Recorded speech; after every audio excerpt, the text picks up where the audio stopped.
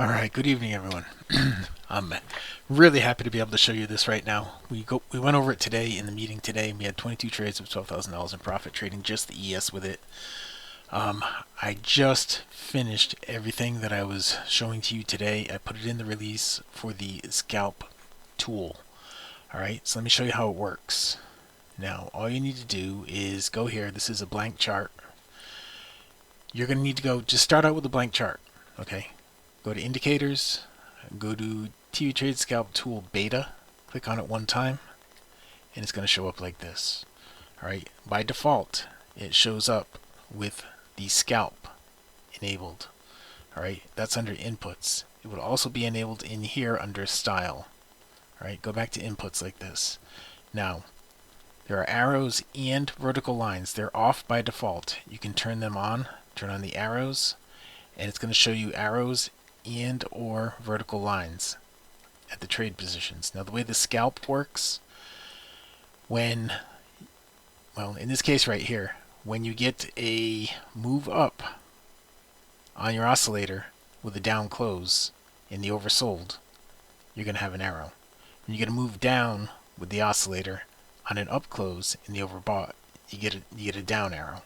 It's saying to sell the next bar or to buy the next bar, buy the next bar, sell the next bar, sell the next bar, sell the next bar. Alright?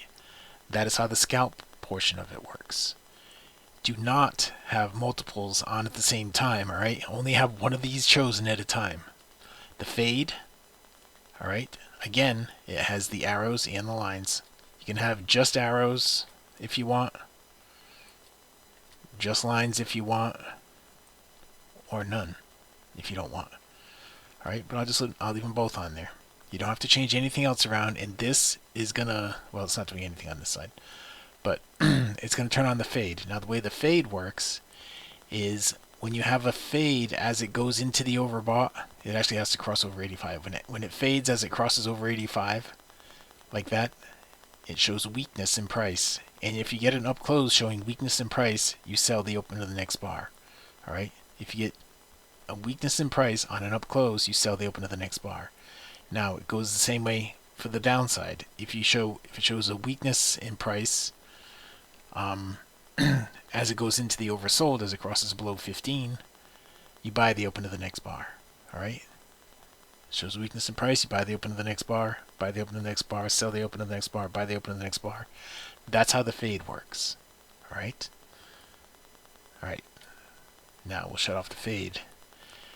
Now, this is the thing that we've been working on for a couple of months, trying to get it just right. Alright? That is a lot to look at. This is the one I showed you in the room today. Okay? And that also comes with the lines and the arrows. If I shut them off right now, I'll put on just the arrows, and you'll see you have a long arrow here, a short arrow there, a long arrow there, long arrow there, a short arrow there. And what this is saying is when it pops up like this, you sell the open of the next bar. When it drops down like that, you buy the open of the next bar. It's as simple as that, okay? Drops down like this, you buy the open of the next bar. Pops up like that, you sell the open of the next bar. That's all you have to do.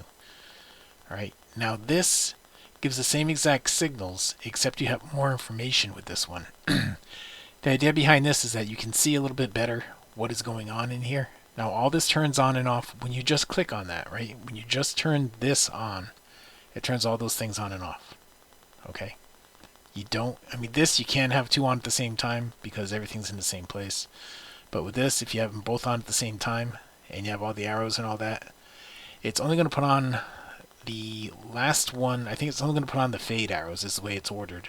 It'll only put on the fade arrows. If you have the scalp on, it'll do the scalp by itself. If you have the fade on, it'll do the fade by itself. But if you have them both on, it'll do the fade arrows and lines, not the scalp arrows and lines. Okay? Okay. The style part, all this stuff in here you don't have to do anything with. But what I was saying with this, the display all, I went over in the meeting today what it's actually looking for. It's looking for this right here, right?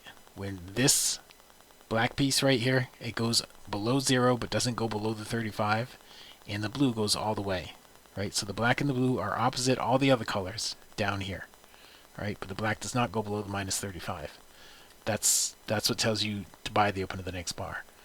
Over here, right here, in the opposite direction, where the black goes up above the 0 but below the 35, and the blue goes all the way to 100, and nothing goes with it, that tells you to sell the open of the next bar. Right there, sell the open of the next bar. That's what it's looking for, okay? Now the reason I gave you both is because some people wanted to see both. There's a lot of information in here, but when you see it, like let's go to the end right now.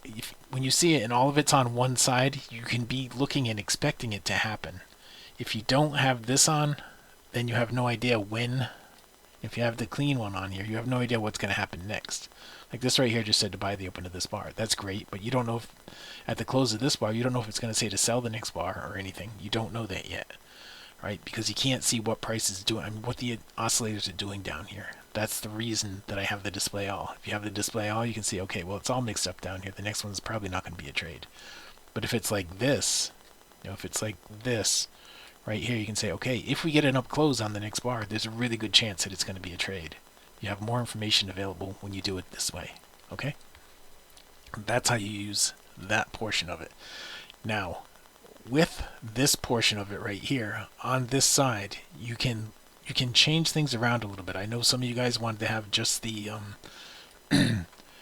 just the blue and red that we had before, and to have that, you would just do this, right? And then you have just the blue and red, and you see the you see the divergence between the blue and the red. All right, you can set that up that way if you want. There's a lot of things that you can do with this. You don't really need to, but you can. Okay, so I would recommend play around with it a little bit, but it's got everything that we've been doing. It shows everything that we've been doing in here. So in here, we'll just shut that off. It shows everything that we've been doing, and you have it all at your fingertips now. All right. If you haven't taken a free trial, go to tvtrades.com, tv-trades.com, and take the free trial now. All right. Thank you everyone for watching.